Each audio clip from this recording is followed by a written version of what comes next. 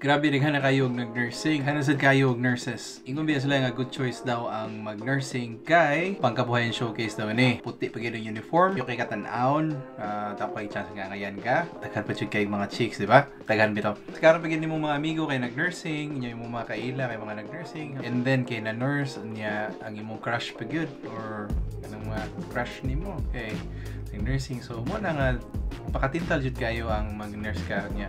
Napoy kasagaran mga pamilya nga kung madunggan lang sa mga tiya-tiyo o labi na sa imong mama papa mag-nurse ka kay tabangan jud kanila. Plus factor na siya. Pero sa kaninga video ako lang gusto i-share kay ngano man nga nag-nursing ko.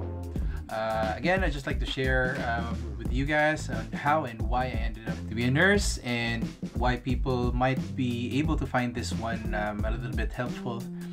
Kaon ko no kay gutom sa ko a little bit helpful, especially when they're trying to make that career directing decision of kanang ano siya sa pagpili o kanang ilahang field and pangita sa ilahang kinabuhi. Pero sa ako ang bahin kadungog lang sa jud bitaw ko nga daghan jud kayo successful nga mga kaila kay nag-nurse sila and nato lang klarohon nag-nurse sila abroad.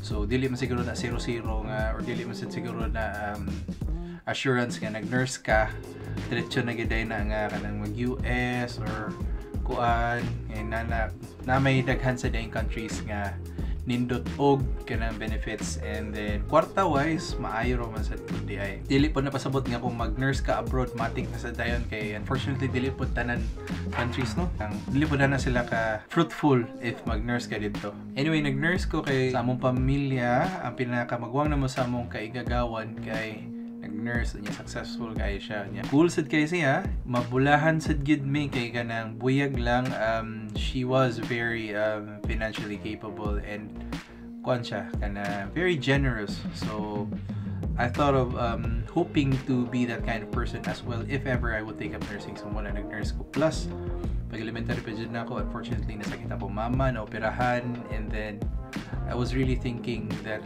it would be great if somebody in our family would also be taking a medically related course para kay bawsa ta mo take care sa ato mga loved ones. But anyway, long story short, ang ending nga nakikabing duha sa kuya ng nursing. So, muna nga nag-nursing ko. Kamo, ginsa niyo pag-decide sa inyo ang kurso. Ako, magpila na ako katuig. Nurse since 2012 December man ko nakapasar.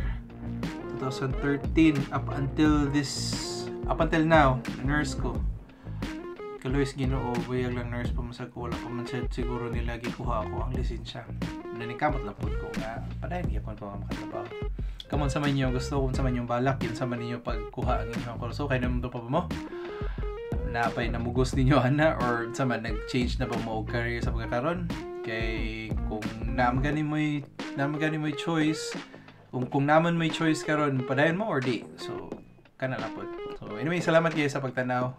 I hope makarelate mo and I hope makashare po mo sa unsa inyong kaagi. So see you guys in the next video. Peace.